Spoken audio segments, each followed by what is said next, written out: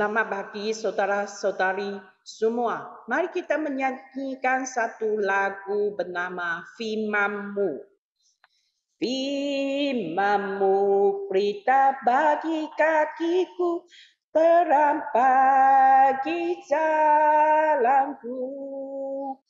Firman-Mu berita bagi kakiku, terang bagi jalanku. Waktu ku bimbang dan hilang jalanku, tetaplah kau di sisiku. Dan takkan ku takut, aku kau di depanku, besertaku selamanya. Firman-Mu berita bagi kakiku, terang bagi jalanku. Firman-Mu berita bagi kakiku, terang bagi jalanku. Waktu ku bimbang dan hilang jalanku, tetaplah kau di sisiku. Dan takkan ku takut, asal kau di depanku, besertaku selamanya. Firman-Mu berita bagi kakiku, terang bagi jalanku. Semoga firman Allah beserta dengan kita menjadi kakimu dan menjadi jalanmu. Hari ini mari kita membaca Yohanes 1 ayat 1 hingga 3 dan 14. Sebelum dunia ini diciptakan, firman sudah ada. Firman itu bersama-sama Allah, dan firman itu sama dengan Allah. Sebab permulaan, firman itu bersama-sama Allah. Allah menjadikan segala sesuatu melalui Dia. Tiada sesuatu pun di dalam alam semesta ini yang dijadikan tanpa Dia. Firman itu sudah menjadikan manusia dan tinggal antara kita. Kita nampak kemuliaannya. Kemuliaan yang diterimanya sebagai anak tunggal Bapa. Melalui Dia, kasih Allah dan Allah sendiri ditunjukkan kepada kita. Hari ini saya mau berkongsi Alkitab ini yang bertajuk Yesus adalah firman Allah. Seorang bapa sibuk dengan kerjanya, tetapi anaknya mau bapaknya bermain dengan dia. Jadi macam mana bapaknya membuat anaknya sibuk dengan kerjanya tanpa mengkacaukannya? Dia pun memberi satu kertas dan sebatang pensil kepada anaknya, melukis apa yang dia katakan. Dia suruh anaknya melukis seekor anjing. Dia pun siap melukis seekor anjing dalam masa 2 minit saja. Bapaknya pun memberi kertas baru dan suruh dia melukis seekor gajah. Dia pun siap melukis dalam 2 minit. Selepas itu bapaknya pun menyuruhnya melukis harimau, katak, dinosaurus dan berbagai jenis binatang. Anaknya sentiasa menyiapkan lukisannya dalam 2 minit. Bapaknya pun berfikir bagaimana membuat anak saya melukis dengan menggunakan masa lama sedikit. Bapaknya pun mendapat satu idea, menyuruh anaknya melukis lupa Allah. Bapaknya berfikir anaknya tentu tidak dapat melukis lupa Allah. Tidak disangkakan selepas 2 minit, anaknya pun siap melukis lupa Allah.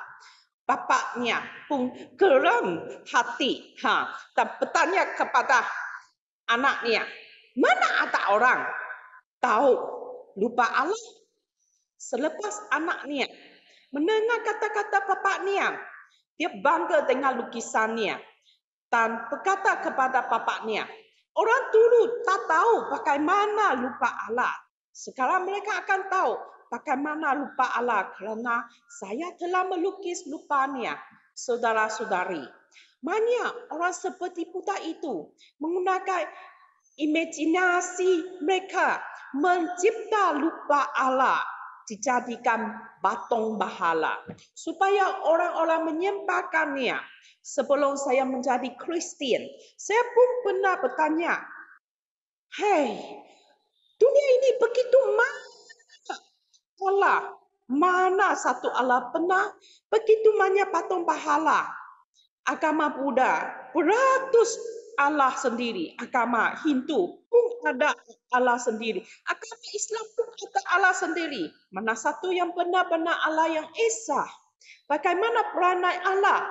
Adakah dia seperti agama saya, Buddha, seorang hakim yang menghakimi orang yang membuat kesalahan? Atau dia seorang ibu, memberi ibu-ibu tidak dapat melahirkan anak,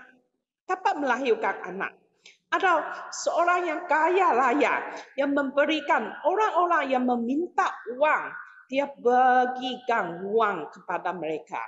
Ada seorang suami tidak mempedulikan perkara dunia. Jika dia adalah seorang hakim, kenapa ada orang jahat di dunia? Jika dia seorang ibu, kenapa ada isteri tidak dapat beranak? Jika dia tidak mempedulikan dunia, perkara dunia dan keperluan saya, kenapa saya harus menyembahnya di tokon? Cerita lupa Allah dan perangai Allah diceritakan oleh manusia tidak betul sebenarnya. Kerana kita seorang dapat lihat lupa Allah yang maha kuasa dengan mata sendiri. Dapat hidup di dunia. Jadi siapa Allah sebenarnya? Bagaimana lupa Allah dan peranainya? Allah tahu manusia memerlukannya kerana dambanya. Dia adalah berkat Allah kepada manusia. Di buku Yohanes pasal 1 ayat 11 berkata, dia datang ke negerinya sendiri. Negerinya sendiri ialah dunia kita, namanya Yesus. Kita mengetahui bayi Yesus dilahirkan pada hari Natal. Dialah anak tunggal Allah. Selebihnya kita tahu. Tetapi Yohanes memperkenalkan lebih terperinci tentang Yesus kepada kita. Yohanes berkata, Yesus adalah firman Allah yang kekal selama-lamanya. Ayat 1 hingga 3 berkata, sebelum dunia ini diciptakan, firman sudah ada. Firman itu bersama-sama Allah dan firman itu sama dengan Allah. Sejak permulaan, firman itu bersama-sama Allah. Allah menjadikan segala sesuatu melalui dia. Tiada sesuatu pun di alam semesta ini yang dijadikan tanpa dia. Kita mengetahui Allah mencipta segala dunia yang hidup melalui firman Allah. Bila Allah berkata mau ada cahaya, mau ada binatang, mau ada tumbuh-tumbuhan dan pokok-pokok yang berbuah. Ternyatalah segalanya di dunia ini. Dia menciptakan dunia dengan firman-Nya. Tidak seperti manusia harus berusaha baru mendapatkan hasilnya. Seperti mau menanam benih durian, baru ada pokok durian. Ayat 3 berkata, firman itu sama dengan Allah. Bermakna firman itu adalah Allah. Allah sendiri memilih 40 orang yang taat setia kepada Allah menulis firman-Nya. Menjadi Alkitab supaya orang-orang yang membaca, mematuhi firman Allah akan mendapat berkat Allah. Seperti buku Wahyu pasal 1 ayat 3 berkata, berbahagialah orang yang membaca kitab ini kepada jemaat. Selepas saya menerima Yesus sebagai penyelamat saya mula membaca Alkitab melalui renungan harian saya setiap hari. Saya membaca Alkitab satu bab, saya memilih satu ayat yang menyentuh hati saya menjadi doa saya. Saya berbuat demikian setiap hari. Bila saya tidak membuat renungan harian saya, hati saya berasa tidak senang dan kelang kabut. Bila bekerja macam tidak berjalan lancar. Bila saya membuat renungan harian saya berasa ada roh kudus memimpin saya membuat kerja dengan lancar dan aman sejahtera. Saya pun berasa setiap kali saya menggunakan ayat firman berdoa, Allah sentiasa mendengar doa saya. Betapa besarnya manfaat melalui renungan harian saya.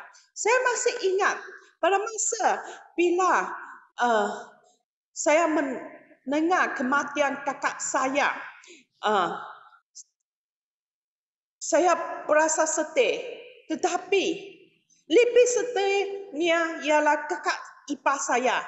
Bila dia mendengar kematian kakak saya, masa itu dia mengandung. Dia pun terkejut dan gugur anaknya. Sekeluarga saya sangat sedih pada masa itu. Satu hari, 2 orang mati. Saya pun menggunakan Matius 11 ayat 26. Mustahil ini, hai mustahil bagi manusia, tetapi Allah dapat melakukan segala perkara. Saya menggunakan ayat ini berdoa. Saya meminta Allah memberi kakak ipar saya melahirkan seorang bayi lagi untuk memulihkan kesedihan mak saya dan kakak ipar saya. Kerana tak ada mustahil bagi Allah. Allah pun mendengar doa saya, memberi kakak ipar saya melahirkan seorang anak lelaki pada daun terbang. Bersyukurlah Allah. Ayat 14 berkata, firman itu sudah menjadi manusia, tinggal antara kita. Kita nampak kemuliaannya, kemuliaan yang diterimanya sebagai anak tunggal Bapa. Melalui dia, kasih Allah dan Allah sendiri ditunjukkan kepada kita. Firman Allah adalah Allah.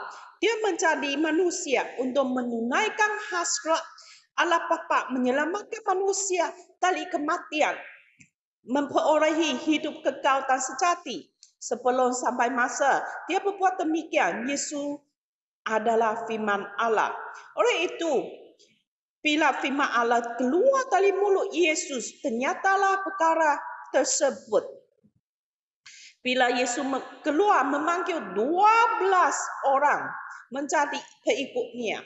Mereka terus mengikut Yesus tanpa menentang kerana dialah firman Allah.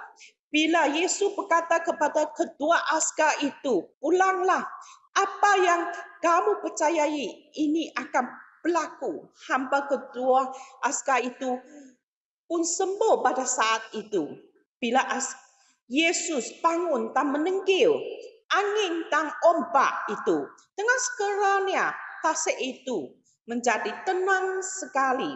Saudara-saudari semua, mari kita sentiasa membaca firman Allah dan berdoa melalui renungan harian. Semoga kamu dapat menikmati berkat Allah setiap hari. Ingat, tiada Yesus, tiada penyelamatan. Tiada firman Allah, tiada berkat Allah. Berbahagialah kita mendapat membaca firman Allah melalui lindungan bagi ini. Mari kita berdoa.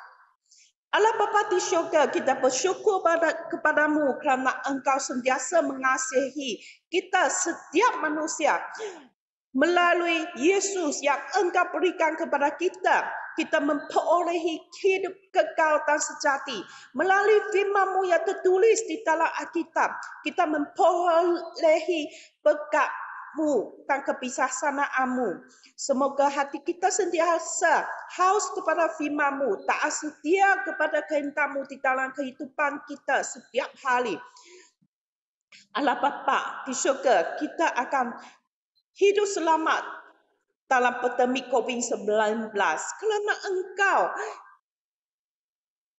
berkata dalam firman-Mu, Engkau berjanji kepada kita, Engkau melindungi dan membela kita.